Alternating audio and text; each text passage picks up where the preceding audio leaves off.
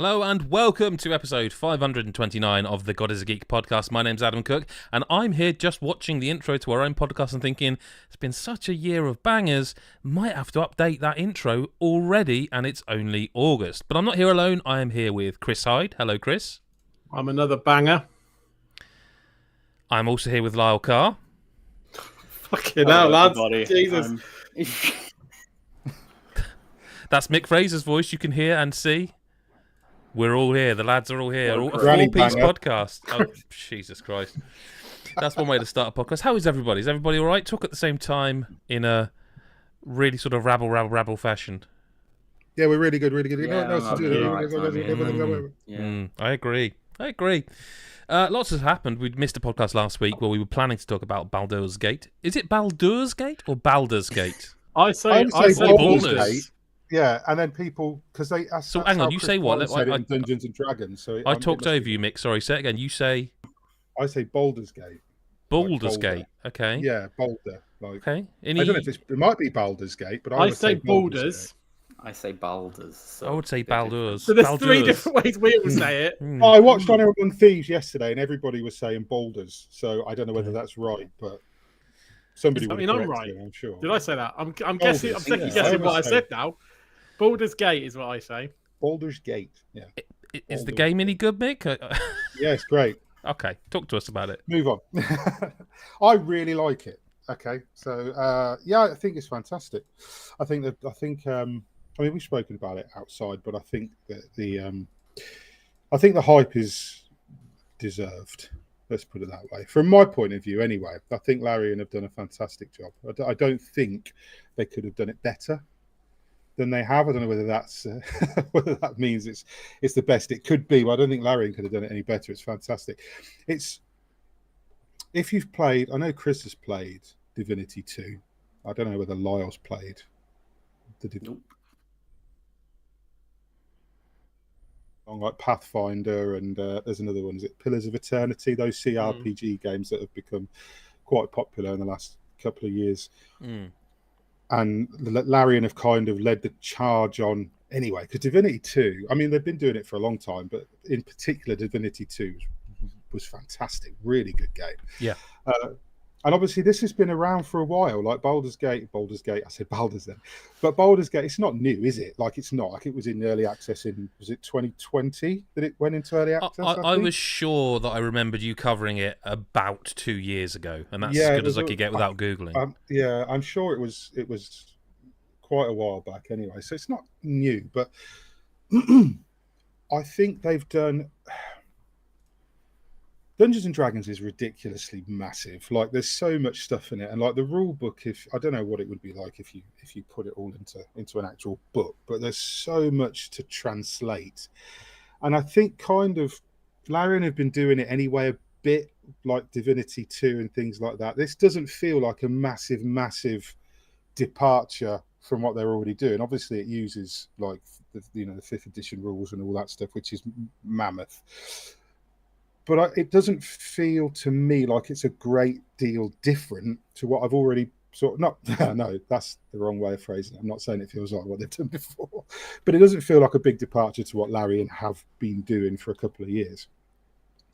But I think the level of choice in it, I don't think I've ever played a game with this level of choice. And I know that it's been a little bit divisive in some circles where like things like the combat are concerned, or some of the like it kind of assumes a certain amount of knowledge, whether that's knowledge of Dungeons and Dragons or knowledge of previous Larian games or whatever. It does assume a certain amount of knowledge, but it's so huge and vast, and it's just like it sounds like hyperbole, but they really have raised the bar where CRPGs are concerned, in the same way that kind of Elden Ring did with, the action RPGs. I know people have kind of compared it to that in a weird way, because it's nothing like Elden Ring. But it's a similar thing where, they set out to raise the bar. They set out to do something that no one else has done at this level, and they've done it, which you would expect from Larian, because they're kind of the masters of it now.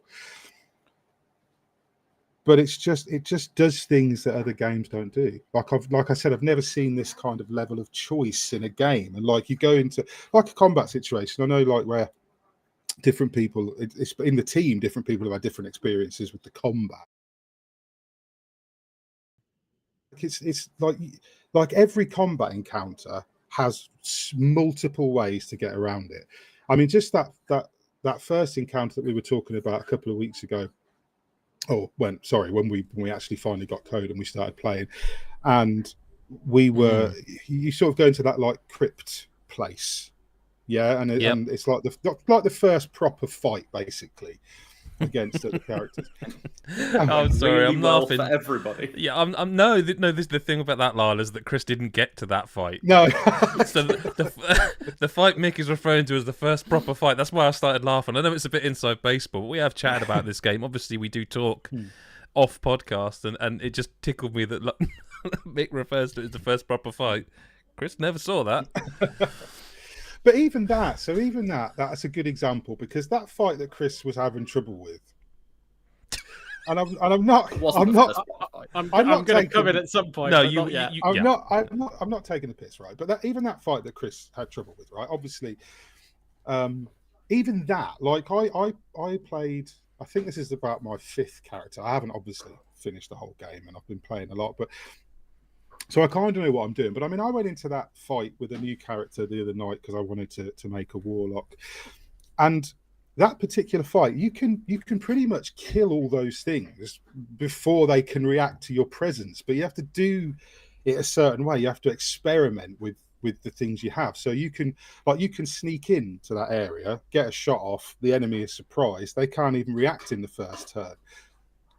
I don't think the game is very good at telling you can do things like that. Like there's no tooltip that says, wait, you can sneak up on these and get that. It doesn't do that. So I learned to do it because I've been playing this quite a lot, and I've had different characters and I've seen different things. So I'd got into a mindset of, well, I'm going to try. I wanted to leave it on the balance difficulty and not drop it down. So I had to adapt and find different ways to do it. And that's why I brought up that initial fight in the crypt, which you don't have to do at the point we did it, by the way. You can bugger off and come back later. Yeah, no, after I died there, I realised, I actually don't even have to be here. Yeah, you don't have to. I'm not, in fact, I'm not, well, not supposed to be there, but it's certainly not don't have a requirement. To be there, but you don't get anything for doing it, I don't think. Probably you just items. Get gear. Yeah. But it's like so if you remember the first part on the ship where you're escaping and you've got the Cambion is fighting the Mind Flayer, and you go past them and use the console. Sorry, the what? The Cambion? The big demon guy is fighting the Mind Flayer on the ship. If you kill the demon guy, which I did in this playthrough, he's got like 150 HP. It takes ages. It took me a lot of save scumming to beat him. But you get his sword, which is like a ridiculously overpowered sword. You get that right at the beginning. So you got all these little things you can do. But the point is that first fight, we call it the first fight. It's not really, but that I fell in on this playthrough. I was up on the roof of that place, and I fell through the floor and landed in the midst of them all. So the fight kicked off and I was already in the fight. So it was completely different from the other way we'd done it. So I died. So when I save scummed that fight and I got in the other way, and then I found that I could get the mage Gale. I could use a grease spell with him, cast grease on the enemy, and then throw a lit lamp into that room and blew them all up. I didn't even have to fight them. Like there was like 1 or 2 stragglers left, so I'd blown them all up. Obviously, the game doesn't tell you can do that, but that's just like one tiny example of one tiny fight. And this is what this game is. That's like a microcosm of it. This game is like that all the way through. There's so many different ways to do things that I don't think it's been done on this level before. And whether or not that's necessarily, I mean, there's a lot of discourse and stuff about people saying, a studio with this money and able to do this sort of thing is different to most studios. I do want to. I don't want to pull you up as such on this, and I certainly am not going to pull you off, Mick. Not on a podcast. But Damn it. Not this podcast. Patreon only. Patreon.com/GodIsAGeek for that kind of shenanigans. I've not seen that podcast. Flopping board. I did go back to it, right? And again, very early on when you're in the Druid Village, which I know you've done, so you'll know what I'm talking about, because I think that is somewhere you have to. In fact, that is where you have to go. You, isn't you it? do have to go there. Yeah. Sounds great. And you meet you had a swordsman Will. guy. Yeah, that's him. Yeah. That's the one. You add him to your party, and there's a side quest in there where there's a goblin, I want to say, in a cage Yeah. that you can free or not free. And so I was with you at that moment. I was like, this is cool. There is a lot you can do here, or not do, I guess. I get what you're saying. I 100% get what you're saying when you say, like, I've not seen something. I mean, I probably could find an example. We're not here to argue that. No. And I haven't played enough to argue that, so it's not fair anyway. So I did free that person because I kind of felt like, well, hang on, if you can... They're very much saying goblins are baddies. Mm-hmm. At this point I'm at. Whatever happens. But at this point, they're very much like, the goblins are killing us, and that's you as well, so they're baddies. So the fact you can free this person made me think, well, if you can, and they've put that in the game, then I feel like I should, because it feels like the sort of thing that would do something, right? So I did, and I walked out with the goblin, and it was immediately stopped by someone, and failed the dice roll, so loaded my save up. Critical miss again, just for those keeping track. It was another... I was determined to give this game another go after stopping because of the amount of critical misses, and the first decision I had, critical miss, and I was like, you don't want me to like you. You don't want me to like you, game. I'm trying. I'm so... Anyway, so I walked out, lost that. No, I'm not having that. I'm not fighting them. Reloaded, won it comfortably. So, okay. So we're out. We've got the goblin out. Let's see where this goes. A few more steps. They just automatically started wanting to fight me, and I'm like, but I don't want to fight you. You're good guys. And I just won the persuasion thing to say, because the way I got through it eventually was I persuaded the guards by saying, they're going to take me to their camp so I can kill them. I sort of lied, essentially, but then as soon as I'd done that convincing, I moved like 10 meters more, and then everyone, it didn't even give me a choice. It was just like, you're fighting us now. Like, well, I don't want to. So I loaded back 3 saves and thought, this is more trouble than it's worth. Fuck this.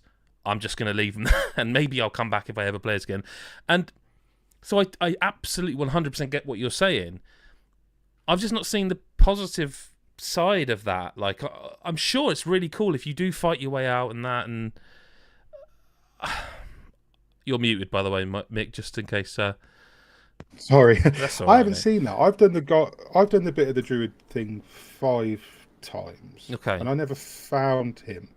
So, Well, it was like, just sort of off to the side, and Maybe I you just know when you went- walk in an area and it'll Yeah. sort of start a conversation because something's which again is really cool, by the way. It's not Yeah. always a game where you have to see someone and go, I'm going to go and speak to them. You will walk into where something is happening in the world, and it's just like, well, you've just walked into a whirlwind of shit, so you're involved now, and you can oftentimes, and I will say, I really do like that side of this game. You can sort of just go, you can almost walk in and be like, yep, I opened the wrong door here. I'm sorry. Whatever you're doing with that goblin, nothing to do with me. Good luck, sir. I'm off this way. And I think that's fantastic, because to include something where you can totally accidentally walk into a conversation that you don't want nothing to do with. But on the other hand, there's so many branching paths towards... Once you do break into that conversation, break into that interaction, there's so many ways you can handle it, which is great. And I actually love the dice roll. I don't know what it is about, like, physically clicking a dice and watching it bounce around. Yeah, it does have a really weird... like that. I can't really explain why, because it's just rolling a dice. Anyway, yeah, I don't do know. get it, but I mean... it is a game about luck, and a lot of this game feels to me like it's about luck. And I tend to have issues with luck, and it seems to be manifesting in video game form, and I'm struggling because of it. Like, I do think as well, and I won't go on about this much because it's people who do want to tune in to hear about Baldur's Gate probably don't want to hear this shit. I don't know if it's fair or not fair to say this, but I feel like if you don't have kind of the lexicon of language that is D&D, if you don't have the language in you that is a Larian game, I think you're going to struggle. Now, part of me is annoyed because everything about this game is like, This on paper, pardon the sort of half pun. This is like this might as well be Adam Cook the game. Like, it's turn-based. It's an RPG. The RPG side of it, like the conversation stuff, is very BioWare. Like, we're just ticking boxes left, right, and centre right now. But it's also really D&D based. Now, which is one of those things that's passed me by. I've never had the opportunity. I've never done a D&D thing, played a board game like that. It's just passed me by. I've never had the opportunity. And I felt like this might be a great opportunity to learn some of that. I also kind of thought the reason I wanted to wait until it's like this is the release version of the game is because I didn't want to jump in early access no matter how much everyone said it was great, because I kind of thought by the time I do, I want it to be the launch version, so I'm absolutely sure that all the tutorials that you would have in place for a launch game, if you will, are there, whereas I was totally aware that it might not be the sort of thing they put into an early access build, in the same way that I know the controller functionality wasn't there till like the release build of the game. And that's all fine, because that's what early access is for. I don't think it does tutorialize very well. I think it's fine, again, if you have some of that language already. And I think there's some I worked out because of like 40 years of playing games. But there is an awful lot I'm just like, you meet me. I'm not even saying meet me halfway. Just meet me somewhere. You tell me where, and I'll meet you there if you promise you'll tell me what the fuck it is I'm not understanding here. I think what it does as well is and I don't disagree completely, because I mean I said as much in the impressions I did at launch. I said, you know, I do think that people who have no prior knowledge of Larry and D&D may struggle with a lot of this stuff, but I do think. Like so when I went back the other night and I said I started a new character, I wasn't quite happy with the way my other playthrough was going. I wanted to try a different class, so I started a warlock and I started it again. And it gives you the option when you start a new character to have no tutorial or reset the tutorial. So I reset them because I thought maybe I have missed bits. And I had. There were some elements that I'd missed where it had come up, because it will just come up with a tooltip, but sometimes it'll do 2, 3, 4 tooltips all in a row, and it's so that's what I was going to ask you about. I didn't know if I was getting the book. Do you know? And this is something you definitely will be able to speak to, and Chris Hyde will. Do you know how the Total War games do this, where you will get boxes appear full of a lot of text, and they kind of like box 1, box 2, box 3, box 3. I've had a similar experience with them, where there's like they are bamboozling you with so much information. I'm like, look, I don't consider myself like a genius, but I don't think I'm thick. You need to calm down a bit. I don't think it kind of does that all the time, but there are elements of where there is so much to take in. Yeah, it does that a bit. You kind of have to. So I sort of resigned myself to the fact that I was going to have to read pretty much everything. So like, you mean like tooltip, like hovering over icons and stuff? Yeah, icon, like not just the tooltips, but so. Because this game, for anybody who doesn't know, like this game doesn't start you with a character like a normal RPG does. You're not just a guy with no skills and a wooden sword and you begin with like a basic spell. Your character comes into this with skills already, and you can build on those, you can add to them, you can improve, and you can all. And that's things. Like the D&D aspect of you've done your character sheet, right? Exactly. But the trouble with what this does is it doesn't tell you. Actually, no. So I need to word this right. During character creation, you can opt to read all these things and you can understand them, right? If you've never done this before, like you said, if you don't have the terminology already, if you don't have like that kind of background to stuff, you might not know what a Melf's acid arrow is or like a magic missile. You don't know what these things do. So yeah, you can read it all, but that's at the character creation. By the time you've gone through the game and got to the first fight, you don't remember a lot of this stuff. So you've got to mouse over it again. That, in my opinion, that is very D&D, but it's not great for immersion in a video game where you're trying to be in the fight and you don't want to have to stop and go, well, I don't know what that does, but you kind of have to do that. And I sort of got to a point where I'd kind of accepted my fate on that side of things, where it was just, right, I'm going to have to just read all the tooltips. I'm going to have to understand what these spells do. I'm going to have to maybe even do a quick save now, fire that and see if it does what I think it's going to do, what the game's telling me it does. Sometimes that works, sometimes it doesn't. But then obviously everything you do also has these hidden dice rolls. So the dice rolls that you see when you're making a decision, you don't see those during combat, but they're happening in the background. And like you said about things like the chance to hit, there's so many elements and factors. Yeah. But if you do take the time, and I completely understand why some people maybe don't want to. But if you read everything, you can kind of understand that there's quite an intricate mesh of, well, that will affect that spell, but then that will counter it in this way, but then that will do this. And then you start factoring in high ground, what kind of surface characters are standing on. But like one of the things that, again, I'm not going to mention this too much because it's not fair to, but one of the things I would say again is that, like, you mentioned about the dice rolls in the background. Now, I'm absolutely not going to say I definitely didn't miss a tooltip. I might have. I absolutely might have missed one where it told me that. But so I love my turn-based games, and I love game. You know, Mick, it's something you and I both share. We love like the XCOM style, like Gears Tactics, all those kinds of, you know, isometric. What's the one you recently reviewed? The one that they relaunched with a different name. It's set in like a cyberpunky style. Oh, Showgunners. Yeah, Showgunners. That's the one. Yeah. That sort of stuff's cool. I really like it.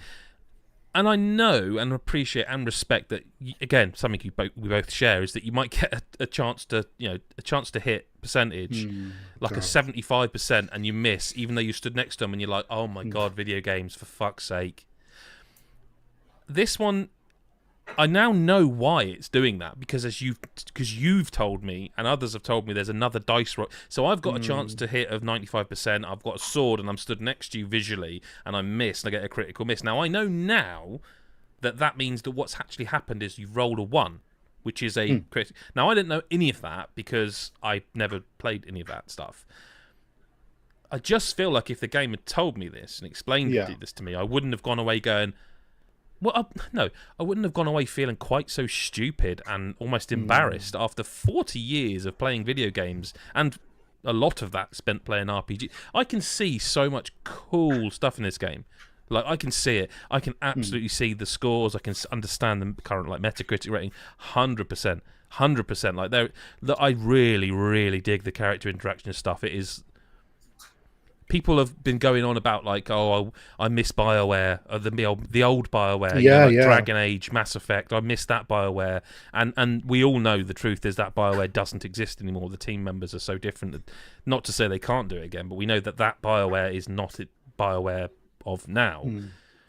This is the closest I've played in terms of dialogue choices. That kind of mechanical aspect of conversations and interactions. As you say, I mean, I can't comment because I haven't played enough hours, but I could certainly see if it continued in that way. I could certainly see why people are saying actually it's actually a tier above that stuff. It does, and it does escalate itself. But the combat stuff, I don't need teaching how to. It sounds really stupid when you say it. I don't really need teaching how to talk to people in a video game. I can see a choice and I can understand that. And I actually think in those bits they are quite good because it will give you like persuasion or aggression or something. Sorry, there's a helicopter going over my house for some reason, in case you can hear that. It'll give you those things and it will tell you like you're going to get +1 dice roll, +4 because So that, even as someone who doesn't know anything about that, I can look at that and go, okay. So, I mean, there is a few little things, like I wish when you went into a conversation choice after selecting that and you saw you needed 15, I wish you could actually back out and change your mind. And then unless I'm missing something, you're like, once you've gone that far, but it's, okay. I think you can, but it's not where the rest of it is. It's right. That's totally on me then. Or again, I don't know if it doesn't make it clear, and that's true. It does, and that's why I don't disagree. Like, I can't disagree with anything you're saying, because I've gone into this, and I mean, I played this quite a bit at early access, and I'd obviously, and I think I'd probably not done Divinity 2 that long before this, so I was in that mindset. So coming into this now, I just kind of was already versed, but I can imagine what it would be like for someone who isn't in that respect, because like you say, I want to be. I want to feel what you're feeling. Like, I'm not walking away going, I hate this. What's everyone going on about?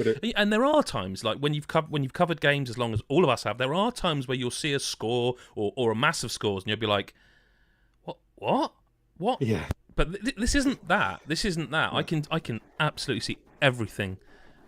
I just can't sit here and go, and I felt that too, because I'm just not like Chris Hyde is smiling. I've been so patient. No, I feel like it's your turn.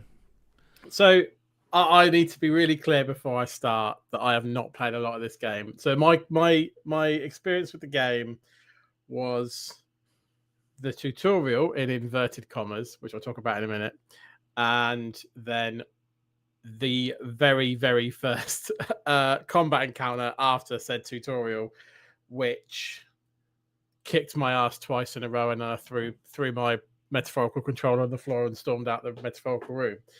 But I've been listening to the conversation. I want to be really clear. I don't hate this game either, and I've not played a lot of it. I hated it in the moment. I just want to say it's not often I've seen you angry. The thing is, I would say right, actually angry. I think you guys have kind of touched on how I feel about it. Is that like I don't think this game is bad at tutorializing the stuff it tutorializes. Like I was playing the tutorial, and it's a lot of tutorial words in one sentence. I was playing that, and I think I get this. I'm understanding it. You're telling me enough. I'm not sitting there going, "What the heck is going on?" You're telling me just enough, but I don't know what you're not telling me, and that's the thing for me. I wasn't.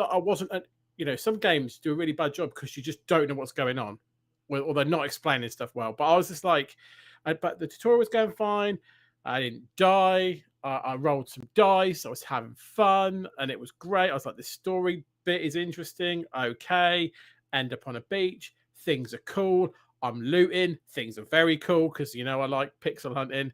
I made a bloody step one of a potion. I was like, I understand how that works. This is all going to be cool. I'm going to be making loads of shit, and I'm going to be all prepped for everything. And then I was like, here's some enemies that I've fought in a tutorial. This will be absolutely fine. Stormed in, died straight away. Both characters dead. Because I've got a companion with me now, and they're both dead. Replayed it. Didn't save, by the way. Hadn't learned about save scumming, so I had to play that whole beach bit again. Looting, making potions, pixel hunting again, because I didn't want to leave any barrel unattended, because otherwise I'll have, lost time. So redid all that, save scummed, died again, and then messaged you guys and was like, what the fuck am I doing wrong? Because I tell you what, I literally couldn't understand, even watching your videos, why you were dying. Because I thought, I want to back you up there, saying so squishy. Yeah. Because it just seemed like you. Because I played that as like originally I was a ranger, but then the other night I played as a warlock. Warlocks are fairly squishy at the beginning because all your points are in charisma. But like, I was like, just couldn't understand what I thought. Because when you sent the video, I thought I know what he's going to have done. He's going to have accidentally done too much movement so that he didn't have enough left to do any combat. Nope. So after that, I'm like, I got nothing. Because people won't have seen the video, although I know you played some of it's in, yeah. Some of it. Basically, what happened, and admittedly, this is the Chris Hyde version of events, but it's pretty accurate, right? There's two of me and my companion versus 3 brains on legs. It's on screen now, not all of it, but the bit they're talking about. It's 3 versus 2. The enemies move first because I didn't understand about this sneak thing. Again, don't know what I don't know, but that's fine. So they move first. They can one-shot me. I can't one-shot them. So the maths of that kind of tells you that I was struggling. And in the second, first one, they killed both me and my teammate. Second time I played it after save scumming, they killed my teammate. I was like, I don't want to lose a teammate after every fight with 3 brains on legs. Like, I feel like your teammate's dead. I'm wondering if I only had to fight 2 of them there. Looking back at the footage, I'm wondering if somehow that... Because I remember it being like 2 different fights. You maybe didn't aggro the first one. I'm wondering if I didn't aggro all 3 of those brains. I don't know. But and to be really clear, I'm not going... At the time, I was like, what the fuck is this game? I've had plenty of time to reflect. The only reason I have not gone back is because I'm doing other stuff for playing other games, which I can't talk about, right? Because, like Adam, I've played Divinity Original Sin with my wife, played loads on that. I haven't, by the way. Divinity Original Sin I haven't played any of them. I can't remember why I stopped playing that, but I've played some of that as well. So I'm all in for this type of game. I love this type of game. And I'm loving hearing all of the different stories of what people are experiencing and stuff on our Discord and stuff, because it makes me feel like this would be my kind of game. I will go back to it. I know I say that about every. I think it will be. I think if you were playing this in a place where we weren't always playing 900 games at a time, and I'd already have got past that and be loving it. I think you would be into it. But I do want to echo that, I do think it doesn't tell you. If it just told you a few more bits that would help you so that you didn't have to read everything and figure a lot of stuff out for yourself. Like you say, if it just told you in that fight, oh, if you sneak up on this, you'll get the advantage, something like that, just to get you through a few fights. Because to be honest, the first fights in the tutorial area, which I just want to say the doors are called sphincters, so game of the year. If that none of those fights bother me, they're almost a bit passive. They're a bit almost too easy, and like the actual fight's not really a fight; it's like a walk. It's Chris, like. Question for the you. irony is, though, sorry. No, go on. Sorry. No, the irony of this is that they cut that tutorial down by about 2/3 between early access and this. In early access, you went all the way around the ship. There were other characters fighting. There were other NPCs. And I wonder if that's because they're assuming that everyone has already played it. This is the thing. Because they did get, like, a lot of people said this tutorial bit kind of goes on a bit, so they catered to those people where those people have been playing it for 2 or 3 years. So I think maybe they could have left that alone. I don't mind, you know, if you've seen the video, the first one, my wizard walks through fire. That's gonna hurt. So you know that doesn't help, right? No. So like, there's things I know. If I probably played it now, I'd probably do it first time, no problems, and third time, and it would be all right, and I'd crack on and get to this first fight that you're talking about, the first area. But like, I have, you know, I don't like being made to feel stupid, and I did feel foolish in that when playing that game, because I was like, I must be doing something wrong, and it was only when you guys went, no, that's weird. I was like, okay, like something's a bit iffy here, but like, I will play it again because I can't. It feels too. Amazing. It's too big of a game to be just like and my kind of game. Like some games, same. I can just go. You know what? It's just not for me. Absolutely. But I won't finish it because it's 100 hours. It's 100 or whatever hours, and for some people that's great because that's their game of the year or one of the 2 games they'll play in a year, and that's great. I won't have that kind of time, but I want to see more of it than what I have. 100%. And like you, I can. If what I've heard from like Mick and other people is true, then I can absolutely understand the scores. I've not seen enough to understand the scores like you have, Adam, but I can, if what people are saying, I can totally get why people are loving it. I just wish it I rarely would say this, but then again, not to be like that guy, but as someone who's played games as long as I have, I don't feel like I need my hand held very often. But like you mentioned about the stealth in, like Mick said he did it, and you said you didn't know what you didn't know, so to speak. If that's not an opportunity for the game to teach you that mechanic, then how the fuck are you ever supposed to learn that mechanic? From memory, it chooses that point to tell you about high ground that the enemy has. You're I'm right. like, well, that doesn't help me at that point. No. That just tells me why the enemy's going to kick my ass. Tell me about how I can kick the enemy. But that's what I'm saying. If it's not going to teach you then about the stealth aspects of it, are you then supposed to just happen upon it? And if so... But like, I agree with. I get what you're saying. I wonder if it was Mick, in the bit that Mick was saying that's been cut. I wonder if in that bit they taught you about stealth. Maybe. Like I don't remember. Like I don't know. Like what I will say, the bit you said about read everything, Mick, and the character creation, I kind of get it, but I also didn't know that I had to. Yeah, this is the thing, and I didn't until my second or third run. Yeah, you know, it's like there's loads of games where you create a character and you see all these things and skills and stuff. And they go, well, they sound cool. They'll clearly come to that in the game. Like whenever you're picking a class or in any type of game. Look, like you that, normally get drip fed your skills get drip and your fed magic what and that actual ability ability. is. That's just whether that's me just being spoiled by modern games. I don't know, but I never normally think I have to read and understand everything here before I've even started playing. And if that's the place for it, then I need to rewire my brain a little bit. That's exactly it, though. With save scumming, I was the same. I haven't saved scummed games since. I don't even want to put a decade on it, but I haven't done that, and I feel like modern games. I have recently, but that's okay. But I feel like a modern game would say save often, and instead I lost 15 minutes to a literal dice roll. There's a bit, I think it might be just before the fight. You're falling down on where you have. There's a mind flare still alive, and you have to resist it. I failed the dice roll, game over, and I'm like, yeah, right, very funny. Load. What? 15 minutes? Oh, okay. And again, hey, I'm not... Look, save scumming, it is what it is. Some games like this do require it. I'm I didn't know that because I haven't played a Larian game for. I'm not sure I ever have actually, but I didn't know it, and I am wondering now. The more you've said, like Mick, I wonder if a lot of this stuff may have been there, and they pulled it out because they had so many people playing it in early access that they went, we're just going to wind them up. But also, I think this game is that big. I mean, it's been proven. You know, this isn't just me talking. The stats have proven that this is a very big game. It's overtaken everything on Steam. I wonder, we'll never know. I wonder how many had a situation like us and went, yeah, refund. But listen, we can't talk about Baldur's Gate the whole podcast. There'll be more. Obviously, Mick's going to put a score on it at some point. Needs to finish it. It's a very long game. But Mick, you have been playing another game that is less long, still kind of RPG based. Oh yeah, Atlas Fallen. Atlas, not just as good, sadly. No, I'm not gonna. That's the. Yeah, I've been playing Atlas Fallen. You know what? This game is almost. I've said this before. I even said it in the review again.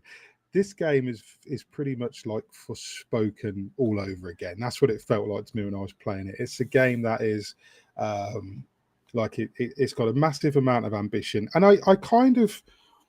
I liked Forspoken more than a lot of people did. I didn't have as many problems with it as some people did. I thought the pacing was shit, and I thought some of the characterization was not very good. The writing wasn't brilliant. It wasn't a great game, but I had fun with it in terms of like. I mean, I'd hate to see a game he really doesn't like. Jesus, literally, I actually thought it was pretty good.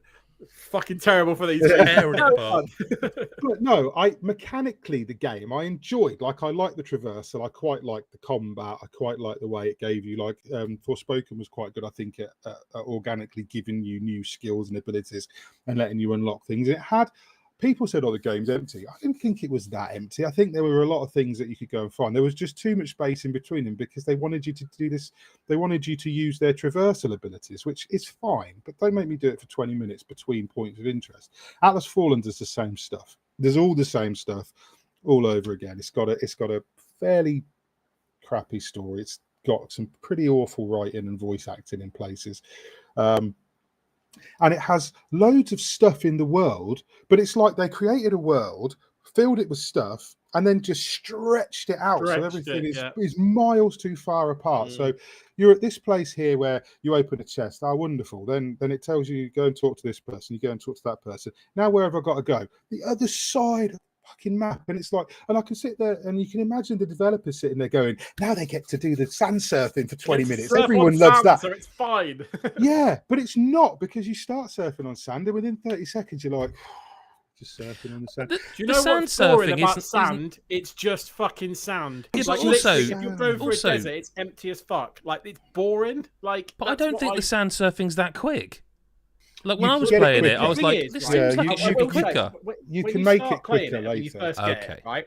You're in like narrow caves and tunnels and stuff, and it feels quick because everything's quite close around you, right? It's just natural, right? Because things are moving quickly past your ears, and they do from memory some sort of chase sequence or something where you're to like when you first get it, right? Yeah. So it feels kind of thrilling and everything, and then. Like to Mick's point, you get out into the world proper, and it just goes. You can sand surf. I mean, thank Christ you can sand surf. It's really annoying when you hit a bit of rock that you can't sand surf over. Can you get like a camel or anything and ride a camel? That's what I was thinking. Give me a mount. Because like Chris said, there's bits where you'll be sand surfing and you'll hit a little patch of gravel or rock and you'll just run for a bit. It's not sand. It's not sand, so I can't sand surf. Not sand. I just think and I tell you what else as well, like, God bless them, but building an entire world around sand, I mean, everywhere's just a desert. There's little bits. There's some bits where there's a bit more greenery. There's some bits where you're like underground. There's some like quite extravagant, like palacey little bit. But there's such small parts. But it's like people moaned about Forspoken for that, Mick. People moaned about this massive open world that was empty, and this game is like actually a desert. Because that's what Forspoken did was it gives you that surfing on water power right near the end of the game. Like you've already been playing for 30 hours and it suddenly says, no, you can skate on water. And it's like, that's great. That's a wonderful ability. I can only use it on water and there's only water in this area of the game where you've given me the power. So it's kind of pointless. Atlas Fallen gives you it from the start and says you can sand surf everywhere. It gives you abilities later that kind of speed it up. But like, it's always a red flag, I find. Well, yeah, kind of, because you just think, I just want to go that speed anyway. If this is my only means of traversal. But then you've got other things like, okay, so you know in Forspoken, you would walk out into an area and Cuff would just stop you in your tracks and talk to you. Atlas Fallen does a similar thing. Every time you find a new anvil, you raise the anvil up from the sand. Niall, who's the spirit inside the gauntlet, which is but functionally the same as Cuff and the Cuff. He'll appear and then he'll talk to you. And I just end up skipping through dialogue because he's just telling you stuff that someone's either told you you don't give a shit about. And then he stops talking and then it lets you do what you want to do again. So you use the gauntlet, you use the anvil. Then you look on the map, find the next place. Right, we're sand surfing again. So you sand surf again. And then Niall will say, there's an anvil nearby. And you'll find the anvil, you go and press the anvil and he'll pop up and he'll talk to you again for another minute. And it's like, this is just kind of mind-numbing after a while, because what you want to do is fight stuff, because that's the only real time this game gets really fun. And yet, well, this is the thing, because the combat is, I see what they're doing. Like, there's a lot of ambition in this, and I can see what they're doing. And I sound really condescending when I start, bless them, like, this is Deck 13. These aren't like people, this isn't like a new company. I mean, these guys made the Surge and the Surge 2, which is whatever. But I can see what they were going for, but the combat is such a mess. Like, it's fun when it's working, but there's a fight in it. There's a boss fight in it where you can't fucking see anything, and there's just sand everywhere, and there's enemies that run at you out of nowhere, and there's flying enemies, and the boss does tremendous damage to you, and you can't see anything. And I'm thinking to myself, this would be really fucking cool if I could see what my character was doing at any given moment. I wasn't blocked by a boss or a tornado or whatever. And it's just like that. Like you kind of wait and hope for some combat to spring up, and then when the combat springs up, you kind of hope there's going to end soon, so you can sort of carry on sand surfing again. Yeah, I mean, so it's I always found that like combat like against like grunt enemies it's fine. That because you get it down and it's like, you know what works, and you get, like with most games, you kind of get into a rhythm of the moves that you like, right? And you know, you kind of that works in that situation, and it's fine, and it's all right. But if you ever try and be a little bit like flexible or a little bit off the cuff with like you said, like a boss, or well, you know, I forget what they call the bigger monsters that aren't bosses, yeah, but you they're know, wraiths. They're the big ass ones. Yeah. And if they throw grunts at you, it's very like, oh my Christ, okay. And like I say, it could be sandy, so that could destroy everything off. And I just found like the combat was not precise or consistent enough. Yeah, that's how ever make you feel like you were in control. And if you think about that type of game, I want to be flying around feeling like a badass. I don't care if it's hard, that's absolutely fine. But I want to be feeling like I'm in control and I can do what I want. And it needs to, with the amount of traversally, movementy, leapy shit that's going on. And it never, the amount of times I was like, no, not that. That's not what I want to be doing. Like, why are you not locking onto that thing or doing what I want? But you consider a game rather than the enemies most of the time. You consider something like Devil May Cry or Bayonetta. And I know, again, those are another level. And I'm not comparing like Deck 13 with the Capcom team beyond Devil May Cry. That's not really fair, I guess. But it is, because that's the game you're going for. That's what you're aiming for. That's your ambition. You're trying to make that game. You're trying to make that combat. If you fall short, then we have to say that you fell short. And I just think there was too much going on. And like I'm all for, like, you've got all these powers, you've got these abilities, you've got this momentum meter, which I think is a great idea. Like, you've got these three bars in your momentum meter. You can through the game, you'll unlock more slots on them. So, and then each section of the bar has one move and then 3 passive abilities. As the momentum builds up, the first thing you unlock on each bar is the special ability. So you can use like whatever, a ground pound or whatever. Mm-hmm. And then, or you can throw like a hammer. There was some cool stuff in there. And then like the next one is a passive ability. So your momentum builds up, you get increased damage. Next momentum builds up, you get increased speed. Next momentum level. That's really good. But it only works if you're like holding it back. You have to hold that back all the time per fight. And then obviously later on, there's a lot of enemies that do moves that will reduce that or knock it off completely. So yeah, I feel like one, obviously the momentum pisses itself out when you end a fight, so you can't ever save anything. So then it's just in fight, because I guess the idea is it's momentum and adrenaline, whatever you want to call it, for the fight, which is fine. In which case, you need to feel as in control of the combat so you don't get hit to lose the momentum to use the abilities that you're slotting in. Because I actually quite like the fact that you can customize it, get new ones, craft new ones, all that sort of stuff. It's like, okay, this is cool. I can. It's another sort of loadout type thing, isn't it? That I can control and flex my combat to it.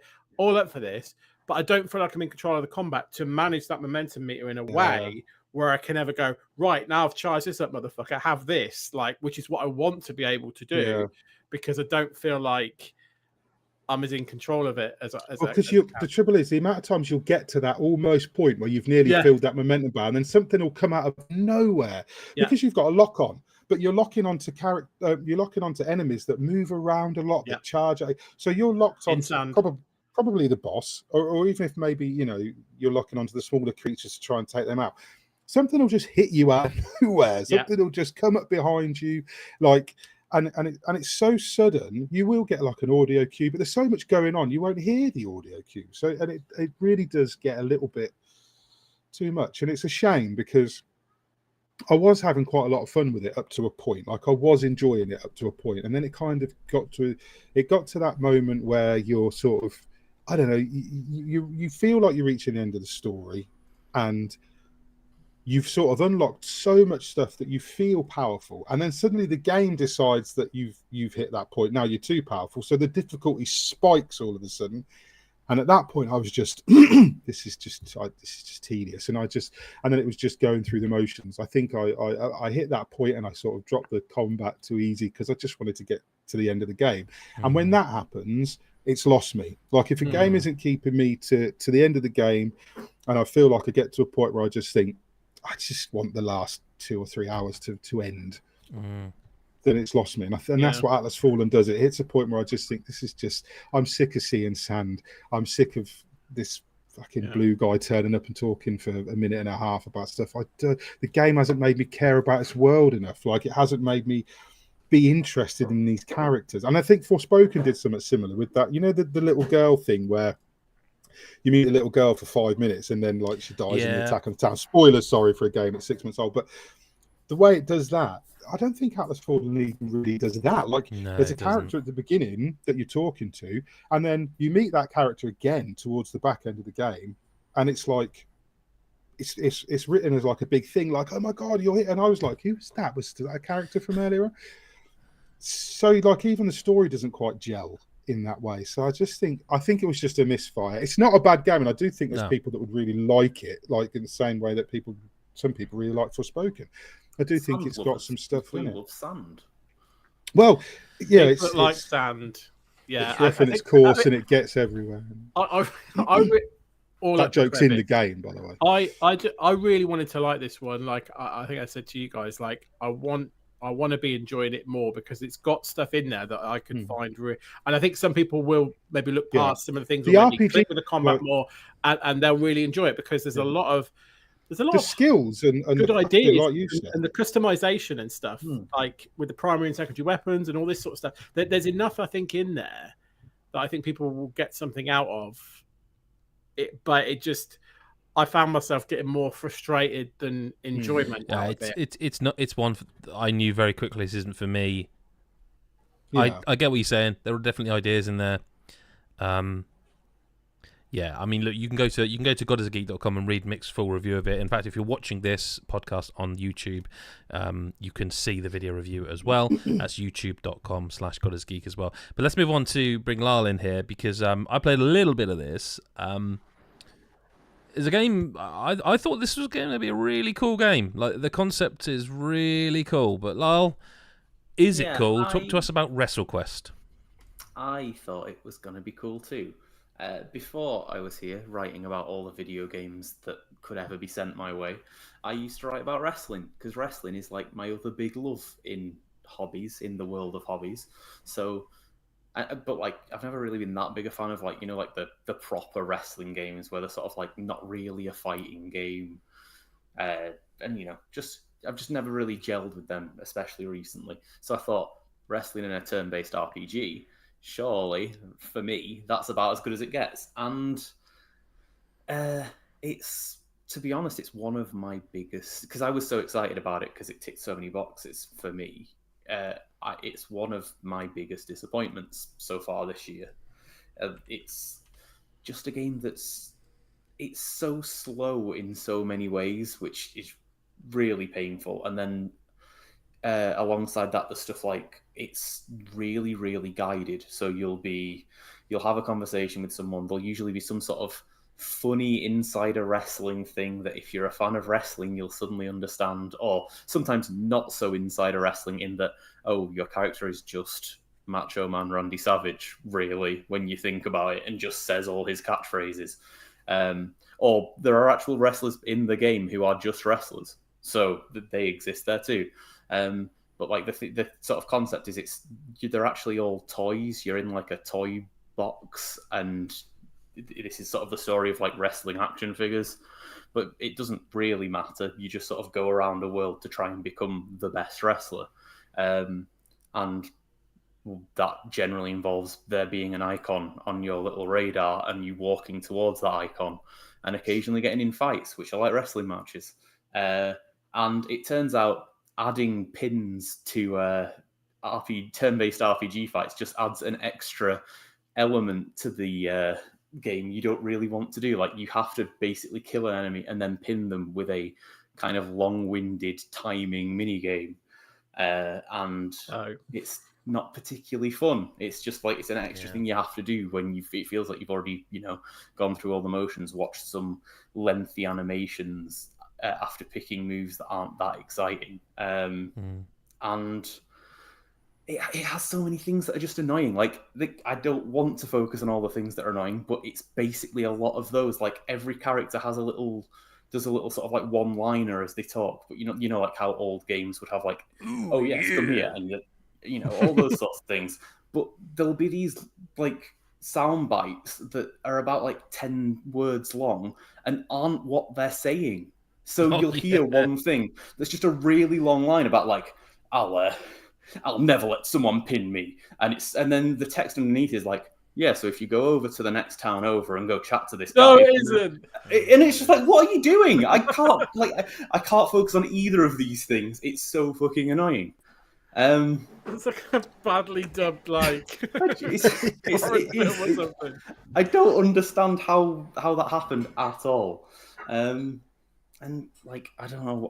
It's just like there's also so eventually you start to go to sort of areas that are more full of enemies that are kind of like almost dungeon-like, where you'll have like, they're not random encounters, you'll just see them wandering about the map, but and then alongside that there'll be like fun bits like, oh, there's slidey ice that you have to get past. It's all the RPG tropes you've seen before, or like, oh, you have to time so you don't get electrocuted by the lightning in this junkyard. And it's everything you've seen in RPGs before. It's slower than most of them, and it has some really odd decisions generally related to wrestling that actively made it a bit worse. There are cool ideas in there, like tag team moves and gimmick matches and all these sorts of things, but then with every one of them there are things like because wrestling is scripted, sorry to spoil the illusion for anyone who thought that wrestling was totally real, sorry everyone. I'm an insider. 8-year-old me's really upset now. Yeah. Sorry, Mick, I ruined it. But because wrestling's scripted, like, there'll be some matches you have where you'll have a list of like objectives which are like, let the enemy team use this move on you, and that's like if you were playing another RPG and where an enemy has 5 moves and you just have to sort of sit there and wait until they decide to use that move. God. And like, there are literally fights where I was running out of like my special points because I was healing for so long to using all my special abilities because the enemy just wouldn't use the move that I needed them to use to like win this fight. So I was just sat there waiting as they slowly punched me instead of like doing like a fun flippy bomb on me, which they were supposed to do for me to win. And like, you'll get things like, oh, and then you've got to pin this person, but don't pin them fully, let them kick out. So it's like, okay, so I've just got to like extend the fight for a bit longer for no real reason. And like, I don't understand why they took certain elements of wrestling and didn't think like including this makes the RPG side of this game like significantly worse. It very much sounds like someone wrote on a whiteboard somewhere wrestling RPG, and they've executed that, but at no point have they said, should we do this and how could we make it fun? No, I don't know if I agree with that, but I will. Do you know what it reminds me of actually? Sports Story. It does. Where the concept really is brilliant. It is. There's no doubt about it for me. This game, because it's interesting to me that you said it was like disappointing, and I think that's a really important thing to say because I don't think it's bad. I just think it should be a 9 out of 10 game, and from what I've played of it, it's like this is a 6, and that's so disappointing because the art style, the characters, that sort of stuff. I really like it. Like the actual animation of the wrestling and the moves. Mm-hmm. But like you said, everything's so slow. And like it was only just literally watching as we're doing this on video, watching the pin animation when I wasn't playing it. Mm-hmm. The pin's supposed to be 3 seconds and you get 10. Yeah. Like you get 10 seconds to complete the minigame for a 3-second pin. That if you complete it, you get a 3-second. And it's like that's taken the pin mechanic and it's done it wrong. It's just done it wrong. That isn't like it. I don't know. That maybe this is just me. I know it's had some patches since I last played, so it's possible.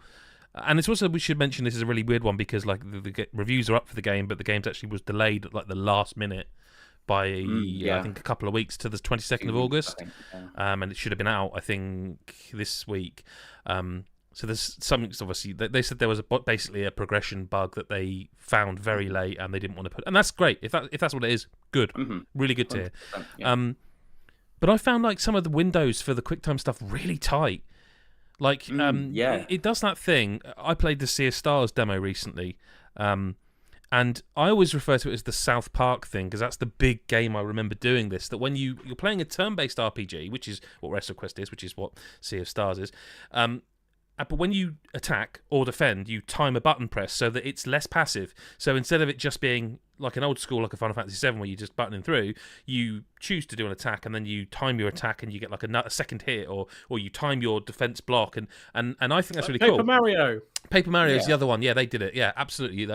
Perfect example. Paper Mario. It sort of does. Well, no, it doesn't. Sort of. It does this. It does that in this game. And so if you select, I can't remember any of the moves, but let's just say a clothesline or something, and you can throw them off the ropes and then you can do it again. And I found like those timing windows, it comes up with like a circle and it's never the same thing. It could be A, it could be B, it could be X, it could be Y, which is, that's a personal preference. I would rather it be A each time for certain things. But that, personal preference. It's really odd. I found the game is not difficult from what I played it, but the timing windows seem really short. And that's, again, like, what are we doing here?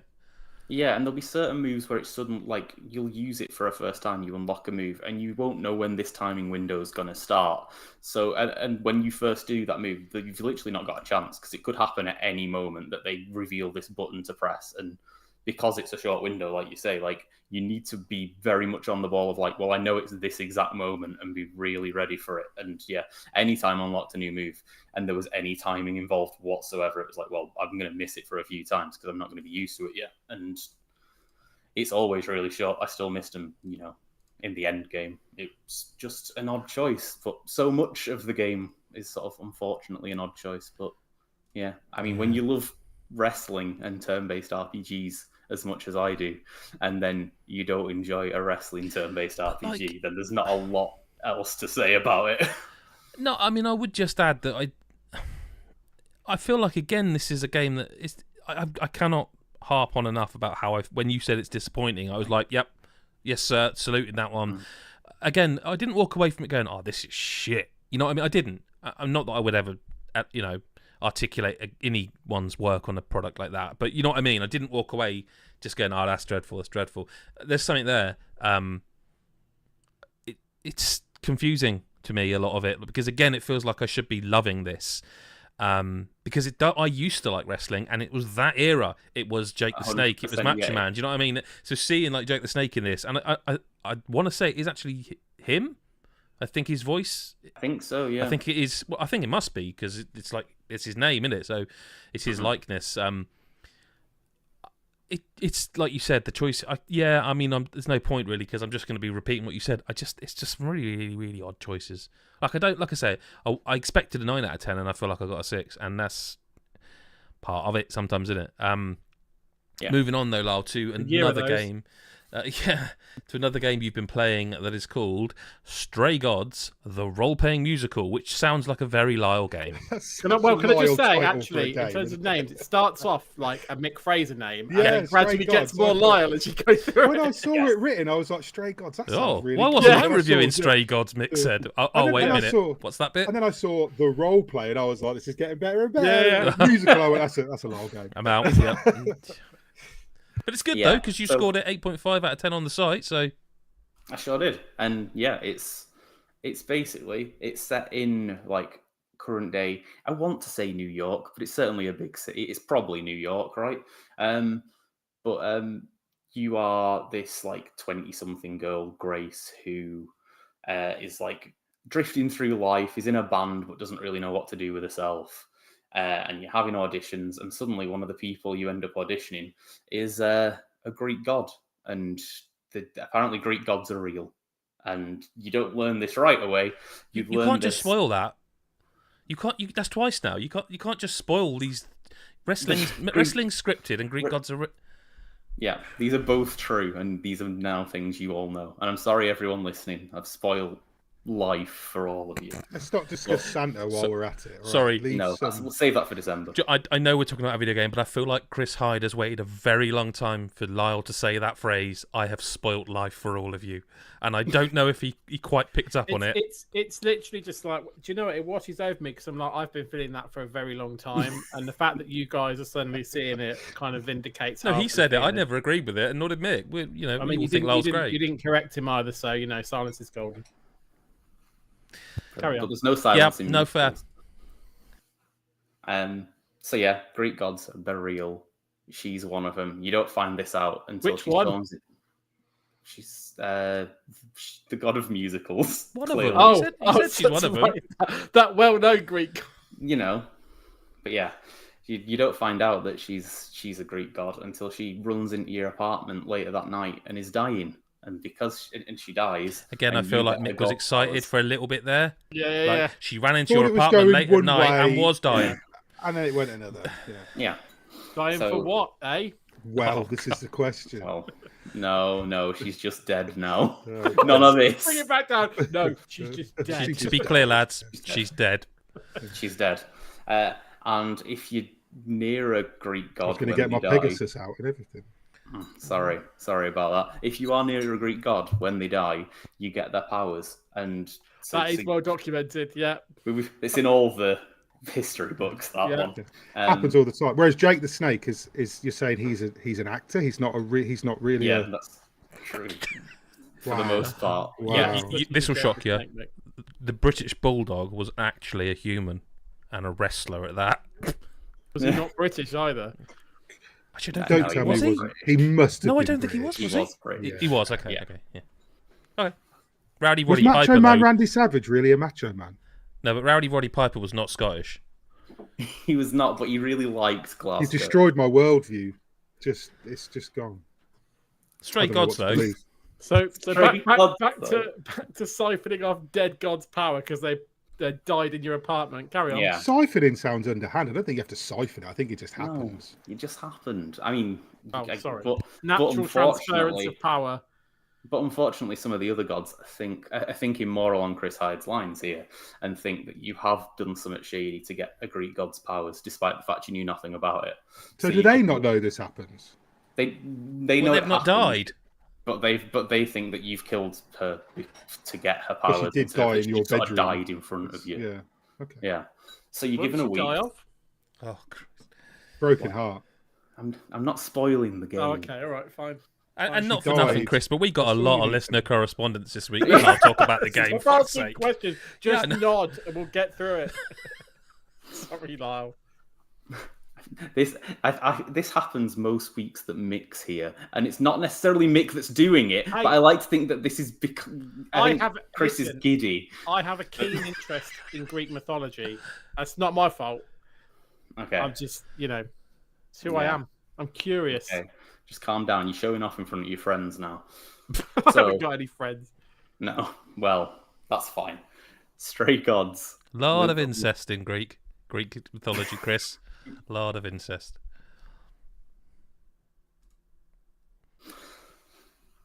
Stray Gods. Where were we? Where were we? So some lass is dead. You've nicked her powers. You nick her powers. They pass to you. Stop doing that. Presumably Zeus, but if not been named, is pissed off. No, Zeus isn't there. It's Athena, Persephone, Apollo, and someone else. Ares, Hermes. No, that's a delivery company. Every. So it's every. Yeah. So yeah, 4 gods anyway. Four gods. They don't believe that you've done it, so they give you they think you've done it, and they're gonna kill you. But then instead they agree to give you a week to figure out what's happened. Very fair. Yeah, they think that's fair, and the only way you're going to be able to do that is Battle of the Bands. Got on a musical. Is because see, they're all taking the piss, but I'm listening to this going, go on. This sounds great. I'm in. Yeah. Thanks, Adam. It's nice to have you here. I am in. This sounds great. Like as a concept for a game. I'm asking questions is because I want to know. Well, let him answer them. So yeah, no. To be fair, Mick is just taking the piss. That's definitely true. Also fair. So yeah, the only way you're going to find out who's done it is by using your new godly powers, because the powers you've inherited are to find out people. Sorry, I thought you must have told us what power it is by now. Sorry, now I'm doing it. Go on. The power that you have got from this dead god. Of music. He keeps dancing around the point. He's not getting anywhere. It is the power to find out people's true feelings by getting them to perform a musical number. Okay. And that's how it's a musical. Oh, yes. The goddess of musical telepathy. I remember that one. Yeah. Yeah, Athena, definitely. I just hope that both Christopher and Mick hold up their favourite games to such intense real-world scrutiny as that Stray Gods is being held up to. God forbid, if you will, pardon the pun, we have anything sort of fictional in a video game, right? What mechanically? What is this game? Is it an RPG or is it? It's like your Life is Strange. You pick conversation options pretty much. So at the start of the game, when you first sing a song with Calliope, the god who dies in the end. What happens is like you'll get to pick one of 3 sort of personality traits for Grace, and that will be like the first thing you get to choose a lot of in the different options that will be locked otherwise. So you can choose to be, I chose to be aggressive, but you can choose to be charming, or you can also choose to be knowledgeable. But yeah, I chose aggression, and that led to you would never choose to be knowledgeable, would you? No, well, who needs that shit? But so instead, when I was having particularly heated musical numbers with some of the gods, I'd do some sort of like. Sorry, what did you just say? Particularly heated musical numbers with some of the gods. Do you have like? You make it sound like it's an argument. So like, is it like a face-off? Because I'm envisioning some sort of like Guitar Hero type thing kicking off here. It's not that. No, it's not that. It's basically a very good song is sung, a very impressive song, a full-on like musical number like you'd see in a full-on Broadway musical. Right. Is performed. Hamilton, yeah. I thought this was like a No Straight Roads type gig. That's what I assumed from the title, and but it's not that. It's not that. So, but when these are being performed, Grace sort of joins in, and you get options during the musical, and there are like different bits that you perform that kind of like a part of it. So my aggressive options was like in one musical, I suddenly started like laying down some sick rap beats and like insulting the god, and it was great. And does this then reveal clues to what happened? Yeah, it's sort of like, it basically, it carries the story along. In terms of the actual gameplay, it's like, it never felt too much. I can't say because I've not played it like loads and loads and loads of times. I've played a couple of bits, a couple of times, but mainly done one playthrough. It never really felt too much like the main story beats were going to be changed by what I did. It felt more like I was sort of like acting a certain way, but realistically, we'd have all sort of got to the same conclusion in the end, if you know what I mean. But I mean, just as a piece, as like, you know, all these, like if you were, for example, watching a musical, it was a really enjoyable, you know, game to experience. It's got a hell of a lot of talent in. It's got, you know, Troy Baker, it's got Felicia Day, like big name voice actors, and like really impressive musical, you know, performances. I think especially at the start, there's maybe a few too many in a row songs that are like a little on the tragic side, because most of the gods aren't having the best of times, and Grace is a bit miserable to begin with, sort of a bit lost in life. Until so, you like, can rap battle beside until she starts rap battling, yeah. I tell you what, it does sound unique though. Like this is this is like, it doesn't sound like anything else I've ever. It definitely isn't. I can't think of many musical games, and most games that are musical are just like, you know, Guitar I will Hero, say, like I wonder what the music developers of Goodbye Volcano High are thinking right now, because what you're describing is the impression I got of what that game. Well, not the musical. I can see that, yeah. Songs, music part of it, but yeah, I don't really know much about that game apart from it's I think a narrative choice game as well. So yeah, so it seems like it's, you know. Wait for one musical game to come along, and they're like buses. They're just like buses. But yeah, this game, I mean, I think as well, like, the story, it shouldn't be undersold as being like, it's a very interesting concept, and the ways it goes are really interesting. You meet a lot of gods, and most of them are not having the best time, and how they're adapting to living in the real world, and how they cope with basically having lived since, you know, ancient Greek times is very interesting. It's enjoyable to spend time with them and get to know them all, and there's quite a lot of them that you will get to know, and you'll get to hear them sing as well, so that's nice. And if you want to read the review of Stray Gods, the role-playing musical, again, go to godisgeek.com. And Wrestlequest, probably by the time you're watching this. If you're live, but probably by the time you're watching it when it's out. Chris, do you know what time it is? Play that jingle. Chris Hyde. Listen to Correspondence. It's time. It's time. Chris Hyde. Okie doke. So, got a question from McPoo. It's actually to me, saying, can Chris work out 8 times 7 plus 6 times 13 divided by 3 in his head? Yes, it's 82. Next question. No. Okay, all right. I will embellish then. No. Right. This was asked for last week's podcast. Yeah. So Let me ask my question.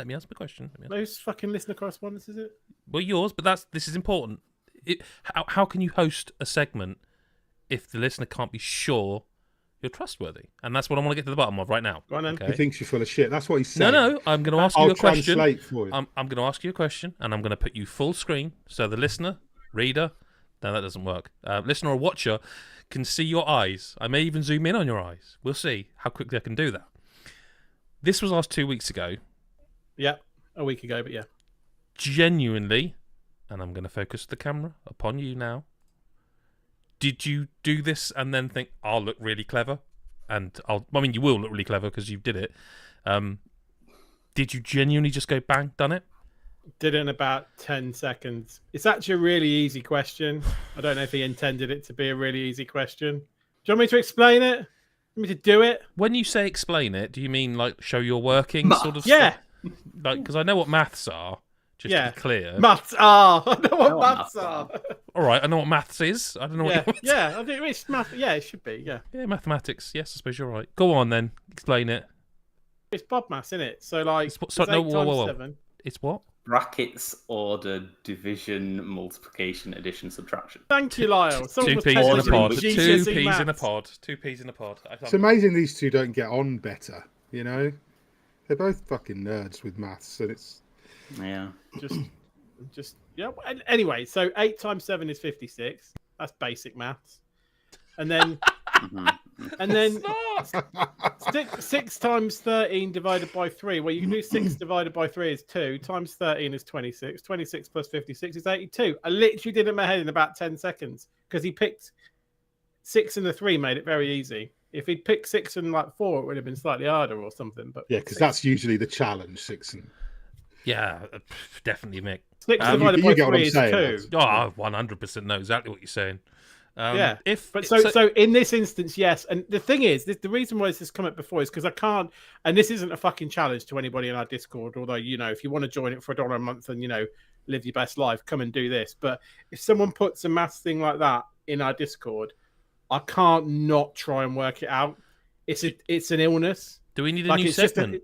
I don't want to discourage people either, but if you're willing to pay $1 a month just to make this guy do maths, then that he'll really enjoy. Yeah, pay $5 a month, still do maths naked.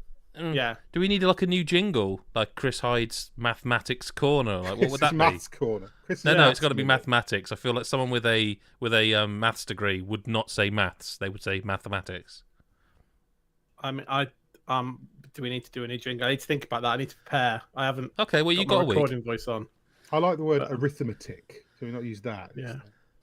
Trigonometry. Pythagorean theorem. These are great maths words, guys. They're maths. Christ. Oh dear. So yeah, it's 82. I sadly did it in my head. Thanks, Kieran. I really appreciate it. And yeah, 82. What do you appreciate? I appreciate that you asked a question because otherwise, let's be honest, the correspondence would be quite quiet. Yeah. I've definitely not made up real people sending questions in. No, I do miss those calculator. Times. I miss whatever it is. Angus McTits. Yeah, definitely something like that. That sounds like something I'd write. That sounds like something somebody would write in. What's the next question? So Mick sent in questions for all of us. The first one is for all of us together, which is what is everyone's most anticipated game that's still to release this year? See, I feel like I could answer this for all of us in one fell swoop. Go on, let's see what you say. It's all 3 S's. It's Starfield, it's Sea of Stars, and Spider-Man too. Yeah, I'd agree. Yeah, it's all 3 S's. I think Lyle might not be as into Spider-Man and Starfield, but I don't think he's like. No, I'm not but playing those them. 3 are the 3 my favourite, so it's fine. Yeah. 100%. There must. I mean, most one is probably Sea of Stars, because I really think that game. I haven't played the demo yet, but I really feel like the demo's really good. Yeah, it could be like it's a really clever demo, by the way. Like they Chained Echoes type thing. They said that they wouldn't spoil it, so they actually do that thing of like, do you remember the old Call of Duty presentation where they're like, in the interest of time, cut. They like give you a little bit, and then they just cut, and they go, for spoilers, and it comes up, and then they cut, and then there's certain areas you can't go to that are guarded, and if you speak to the guards, they like go, I'm afraid you can't go here in the demo. It's got like redacted parts of the story. Oh, I like that. Yeah, that's cool. But like, is that? Witchfire. I'm really quite hyped for Witchfire, but I know that's coming early access. I think this year. Yeah, that's early access. I will say, do we need to say Super Mario Wonder? I was just going to say Super Mario Wonder. I am dying to know what that is, and I know it's a bit of a boring thing to say, but I am really kind of quite excited to see what EA Sports FC 24 is like. I know it's a bit like, oh yeah, all right, but I've got that's not for me. That so yeah, I'm going to be giving that a whirl soon. Lords of the Fallen as well. That's on my list. Lords of the Fallen. Actually, after that recent video they released, I really enjoyed the original. Like as a knowing what it is, when you know like a game for what it is, and it's just you have fun with it. Yeah. Like, I played it when it was like PlayStation Plus back in the day, and like I really enjoyed it. So I'm all in for this. And hey, if a game looks like Elden Ring, oh no. Yeah, what an awful. What a game to they'll be crib off. copying Breath of the Wild next, won't they? God's sake. Yeah, exactly. Bastards. So, like, I will say November looks brutal for me as well, because I would say Like a Dragon Gaiden, The Man Who Erased His Name, Persona 5 Tactica, and Super Mario RPG are 3 big, long games in 1 month, but they are 3 of my, like... No, do you know what? I'll throw you a little slightly left field one. I'm kind of looking forward to seeing what Avatar's like. I was just about to say Avatar. I was just about to say that. Kind of want to know what that's like. Now, hopefully we'll get to play it at a preview or something. I don't know. I mean, look, they've not been funny. There's a lot of games still to come. Alan Wake 2. I love Alan Wake. Alone in the Dark looks good. Like Alone in the Dark, I think will be good this year. I hope Alone in the Dark is good, because that's not been good for years. That brand Also, in general. I'm surprised you haven't mentioned this. Cyberpunk 2077, the DLC, Phantom Liberty, they're kind of relaunching the game. From what people have been, they had like a playtest recently for community, and like the game is the game, but like they have reworked a lot of stuff under the hood that people are saying it feels like a new game. They've reworked the powers, they've reworked the weaponry, they've reworked so many elements of that game, and then plus the expansion looks like it's going to be fucking enormous. Cool. Idris Elba, isn't it? Idris Elba's in that one. Yeah, I'm really looking forward to that. Yeah. And do you know another one nobody said that I think is absolutely worth a shout? City Skylines 2. Yeah. That game's beloved for a lot of reasons. Literally, there's a lot of games to come. Dead start, because it just consumes you. That'll be good. I think there's a lot of games to come. Any we've missed? Anyone? No, I had the S's in my head. P, I think people, but I played the demo of Lies of P, and it kind of put me off a little bit. Like a lot of people have said that. I know there's a lot to see. Yeah. The demo was a demo, but I don't know about that. I will keep an eye on it, but it was one of those things where I played the demo and I was like, it's all right, it's good, but I'm not blown away. I'm just not sure all right is enough. Given in that genre anymore, I don't think it is. Yeah. Well, I don't mean the genre. I just mean in the period we're about to hit, the end of August. Yeah, well, that was also it's just not enough. Yeah, Lyle, have you? Sorry, Chris. I'm really excited for Gumbrella because I got to preview that. Shit, recently. Yeah, I really enjoyed. I read your preview, obviously, and I was like, that sounds really cool. Yeah, it's really good. I was expecting something more Metroidvania in it, and it's more linear. And if anything, that kind of that really felt like it worked. It was something that you don't really get that often nowadays with sort of action platformers. Usually you're expecting to explore a big map instead of be more focused. But that was really good. The other one I'd say is I think they're still saying that Mina the Hollower, the new not Shovel Knight, Yacht Club Games, sort of retro Zelda game that's supposed to be December still, I think, currently. I'm not sure if it will. I'll tell you a game you can't say that I know you would have said. Are you thinking Plucky Squire? The Plucky Squire. Yeah, I know. I'll never be that guy that's like, oh god, I really want to play that. Why do you have to delay it? I'd rather they made it as good as it could, but I really do want to play that game.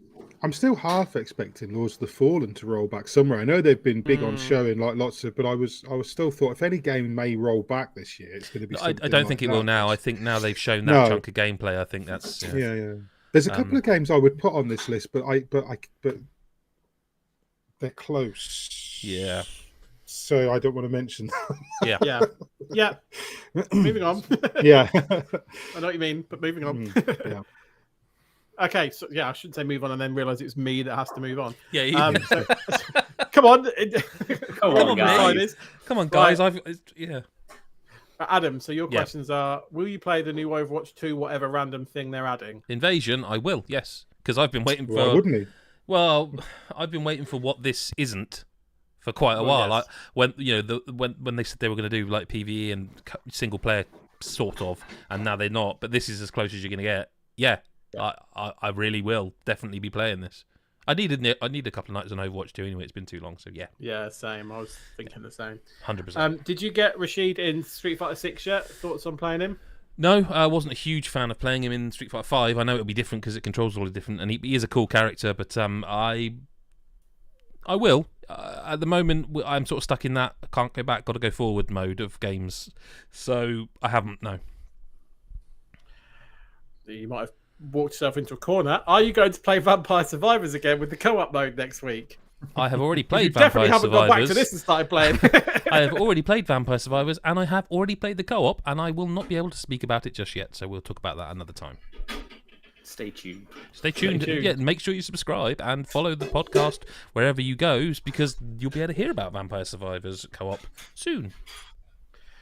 Have you played, I'm guessing, King of Fighters 15 at all recently? The new update was pretty good. I don't think I've played King of Fighters 15 at all, now I think about it. I've always heard it's great, but I don't think I've actually played it, so no. These are really easy. I can just go yes, no to most of these questions. No. What was your favourite game you played on Game Pass in 2023 so far? Planet of Lana or Hi-Fi Rush. Very professionally answered there. Mm-hmm. Right, Mick. It's BG3 time. Again. Did he actually write this? So Baldur's Game of the Year 3 finally released. You and I were both a bit concerned about it being brought forward by 1 month with potential polish issues. Now that you've played a good amount, as you said in your review in progress, is there anything you didn't like so far? I love it and have 3 playthroughs on.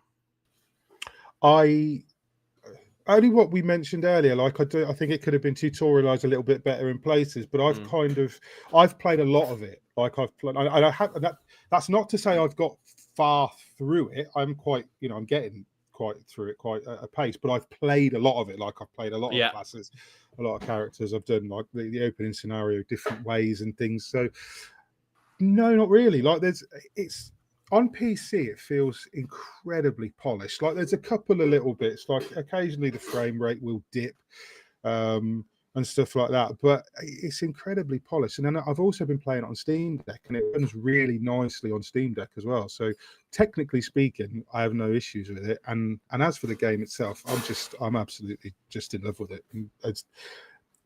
I'd be hard pressed to really find strong criticisms for it at this point. Okay. If someone asked you for the best game to play to get into Larian's current output, would you say Baldur's Gate 3 or Divinity Original Sin 2? I'd say probably Divinity Original Sin. I'd probably say the first Divinity and then play because it's fantastic as well. Yeah. It feels more penetrable, for want of a better phrase, than talking to you, if you know what I mean. Easy to get on with, I find. Yeah.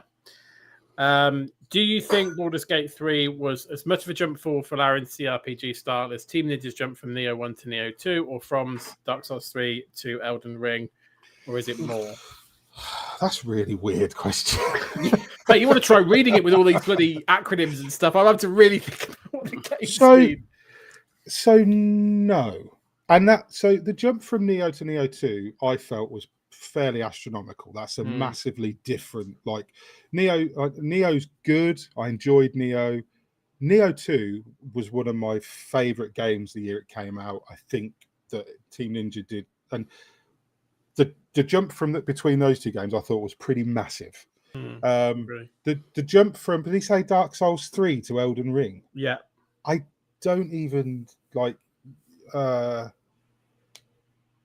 no. Like Elden Ring, the difference between like Dark Souls 3 and Elden Ring is astronomical. That's I think a massive difference. This feels like if I'd been playing Divinity 2 a month ago and then I started playing Baldur's Gate 3 afterwards, I'd be going, yeah, this is Larian. This is just Larian. Like, and I know you could do that with Dark Souls and Elden Ring as well, but this doesn't feel like a big departure from what Larian have already done. It's massive. It's got more choices in it. It's got more stuff in it. It's D&D. It's Feyre, and it's got this huge, enormous world and all this stuff. But ultimately, it's very, very much still a Larian game. Whereas I felt Elden Ring was a different genre almost to Dark Souls. Yeah, if that makes sense. It's not, but it's a difficult question to answer. It's kind of comparable. Okay, and then really simply, what have you been playing on Switch or Xbox lately? So Switch, I've been playing the Pikmin 4 demo, which I really like. It surprised me that I would like it, and I'm still playing Tears of the Kingdom. And what was the other one? Xbox. I know. I didn't know what that meant either. I don't want to be that. I don't play Xbox. I have one. I don't. Listen, Mick, I've dealt with PR quite a lot. The answer to that question is he's waiting and holding his breath, ready for Starfield. Yeah. Which is true. Actually, is true. The dust will get blown off for Starfield. I'll probably play it on PC. Can we do that on? Yeah, Starfield? I mean it's on Game Pass, so. Yeah, so I don't even think I don't think I'll use my Xbox for that either. But Switch, Pikmin 4, that's it. And I Pikmin 4 demo, which surprised me how much I like that. I didn't think I would. I've never played a Pikmin before. How have you enjoying Pikmin, Chris? No, mate. I've got no time. I know you haven't. It's still you, mate. Sorry, it's still you. Sorry, I just cried inside. Lyle, when you review a game, imagine a world where I play Pikmin. I know. We've had this conversation, mate. We've literally had this conversation. Yeah, it's going to be even weird. The good thing is, I now have to play it. Yeah. Because I can't get to Game of the Year, and Mick goes, "Well, I think you'll find out the What a- expert on Pikmin yeah. 4." And I'm like, Jesus Christ. I haven't got the game. I'll just add that. I don't have the game. I've just... No, but I know, like you the fact that you cannot have played more of Pikmin 4 than me at Game of the the fact Year. that you've suddenly turned into this absolute wanker is like, well, I think you'll find actually. yeah, as well. In a Christmas jumper, just an absolute Yeah, like wearing a knobhead. tie. Right. Sorry, yeah. Lyle's question. Right. Sorry, Lyle. Sorry, Lyle. When you review a game, how important is the price point to your overall impression/score? It's kind of a tough one because money means such a different thing to so many people. So when you're factoring price into a review, you kind of can't say this game is worth £60 when for some people £60 is like more than they could ever imagine spending on more than like 1 or 2 games a year. And for others, £60 is like they have that as spending money every week, which is unimaginable. Yeah. So yeah, it's something where like for a game that's especially like feels like it ends quickly, like for example, a recent example would be Vember, which was about an hour long.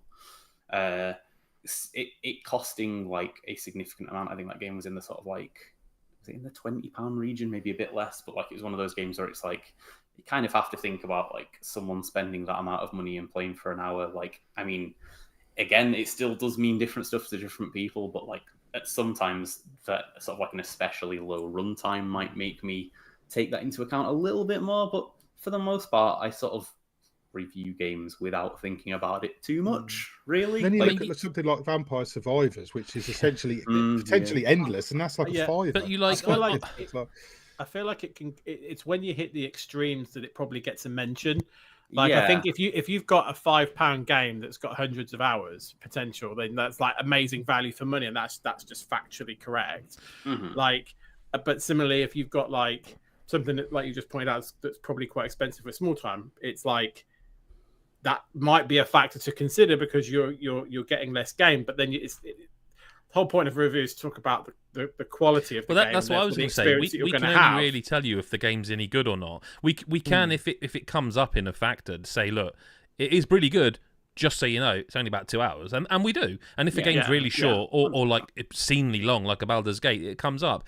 Other than that, no one on this podcast, or Chris White's not here, but no one on this team can tell you if this game is worth £60 to you. Your money, yeah, exactly. We can only tell you if we like the game or not and why we like the game or not.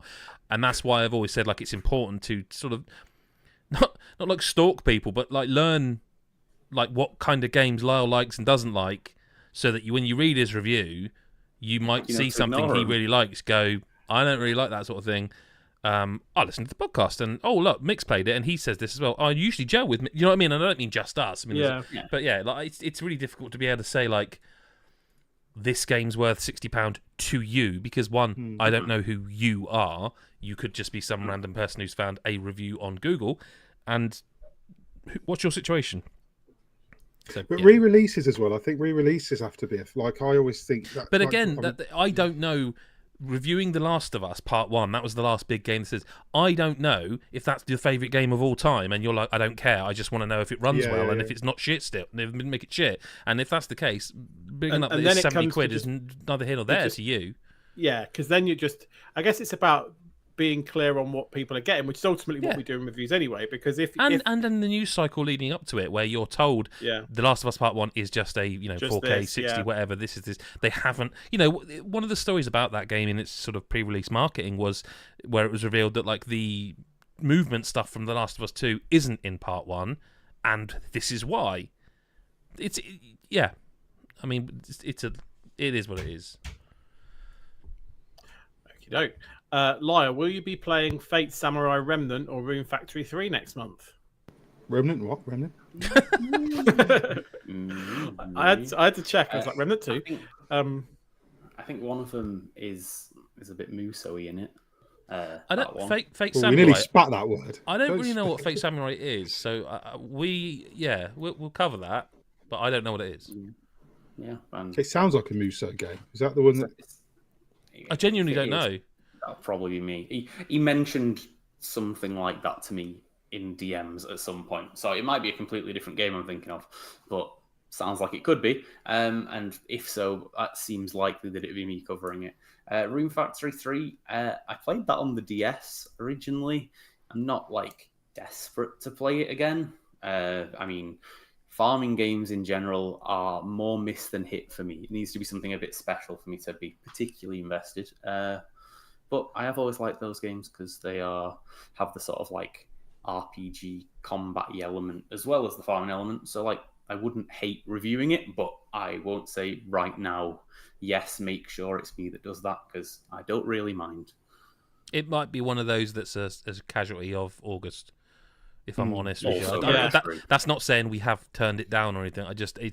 There's a lot of games. Mm-hmm. Lyle, are you going to play Baldur's Game of the Year 3 on PC or console? If he calls it that. I will probably try it on console if I can. I do want to play it because it's like getting higher review scores than like Zelda is in quite a lot of the time. And I mean, you could literally be a gay werewolf on a beach in that game as well, so you don't have to wait for one of those visual novels to come along. Finally, make your own. Make my own gay werewolf. Yeah, okay, it's going to be my game of the year too. Then let's make sure it wins at the end of the year, Nick. Come on, let's go. We've got to get it past Adam, mate. Got to get it past Adam. Yeah. Do you know what? It's interesting. This is because the game has cross save, and I must admit, it's one of them games you can't sit down. Like Vampire Survivor. Well, I was going to say you can't sit down and just play 20 minutes of that. You really can't. You can't. It's quite difficult to do that. No, I don't think anyone can who's played it. I do think if I was sat somewhere away from anything related to a PC where a work thing could happen or be needing attention, I would feel a little more zoned in on it, if that makes sense. And they might only be sat behind me playing on that telly, but it's away from. So I might join Lyle on that and play it on PlayStation 5 because it's not on Xbox apparently. Maybe till next year they said so. Yeah. Lyle.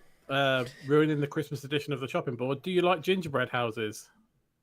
They're sort of alright, yeah. Like the gingerbread in general is like maybe not my number one go-to all the time as a food, but like the novelty of a gingerbread house can't be understated, and yeah, they're nice. Like I'm not going to go crazy for one. It's not going to be like the most exciting festive food I eat this year because there's loads of great festive foods, but like a gingerbread house, yeah, pretty good. And then finally, if you had the option, what platform would you play Sea of Stars on? Something handheld, possibly. So yeah, I'm playing the demo on deck, and it's a deck, really yeah, and probably you prefer deck because I imagine there will be probably less issues there. Maybe I have no idea realistically, but if you want better handheld performance, that's usually where I end up going. But we'll see. I'll play it anywhere. I just want to play it, really. Yeah, same. Yeah. Questions for the Chief. That's you, Chris, apparently. What game have you played in the last few years that you'd like to see get a Remnant to Remnant 2 style quality upgrade for its sequel? I mean, I have no idea what the Remnant to Remnant 2 quality upgrade is because I didn't play Remnant, but Remnant 2 is great.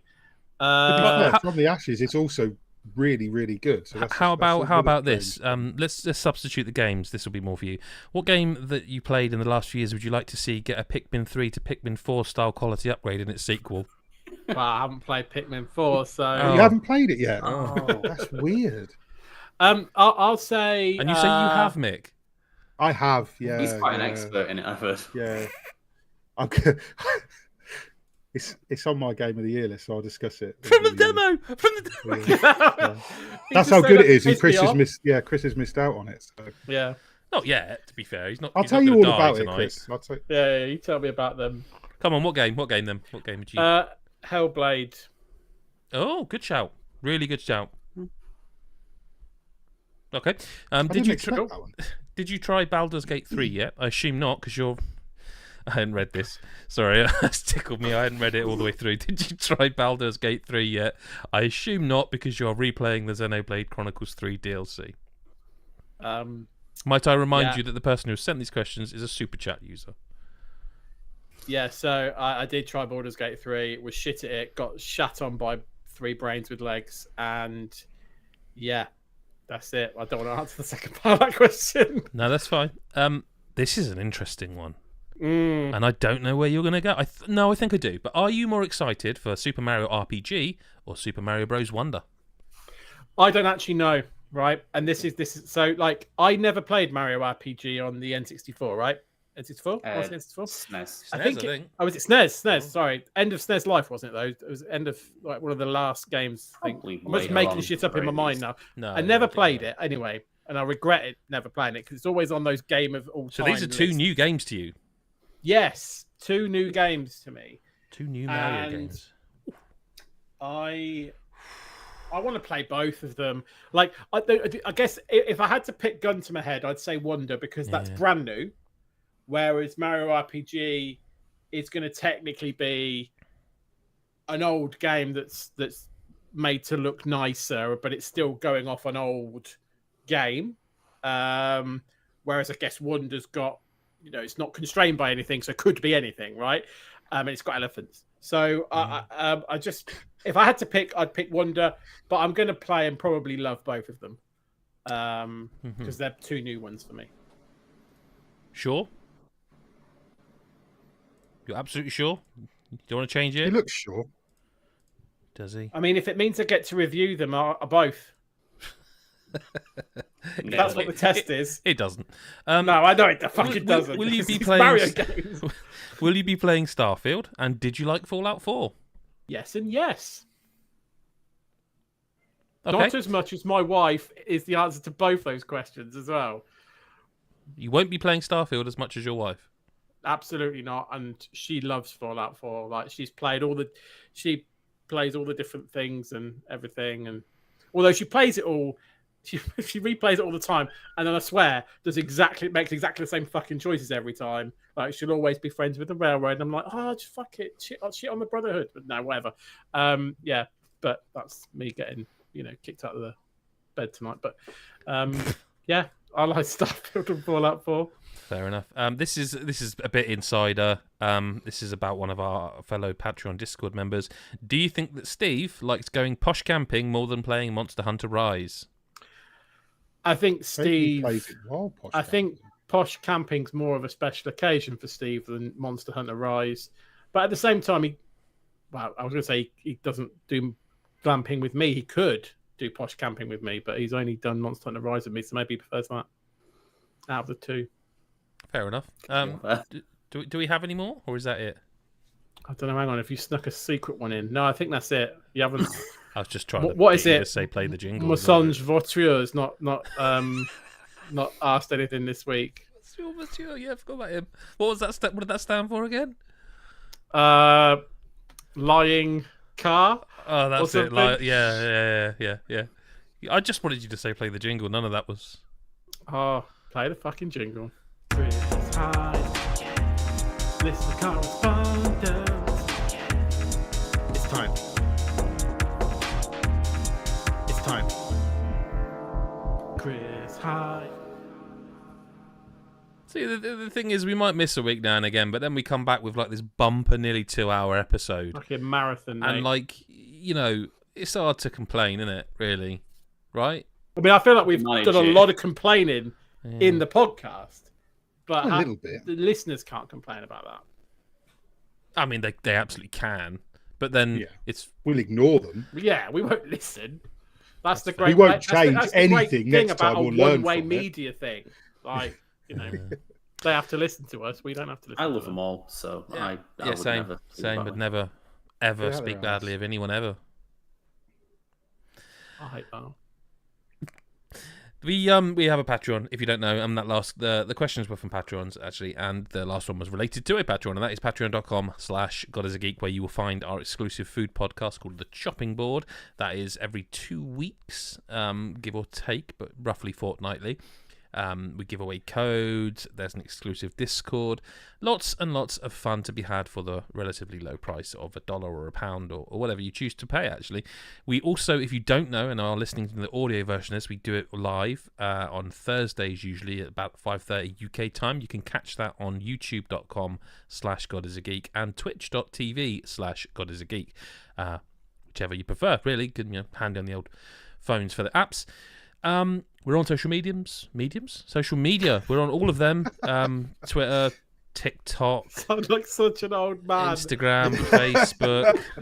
I All these am. social mediums. Yeah. These All kids new with their bag top of ticks social and mediums. voices. and face bed or whatever it's called. Yes. My book. My book. Yeah. Face space. MySpace. Have you all finished, or do you want to go a bit more? Nah, No, please. No, please. No, you guys did a good job. Carry on. You were finding talking about social mediums. Yep, I was. That's exactly what I was sidekicks talking who about. like to go out. Yeah. Yeah. Just worth mentioning. Mick's like 2 weeks older than me, so. But yeah, we're on all of them. There's no need for that. No, there wasn't, but it is true. I always think I'm the oldest. Then you have your birthday. I'm like, oh no, I'm not. That's really nice to know. Yeah, but we are on all the social mediums. We are on all of them, and we are also on like all the podcast apps as well that you can actually listen. I never mention this because I always forget, but we are on Spotify if you want to listen there. That's quite an easy way of doing it. And if you would like to leave a review or a star rating on iTunes or the Google Play Store, I assume that's how it works. I don't know much about Android. You can do that. I think that's about as much pimping as I can stomach for 1 week.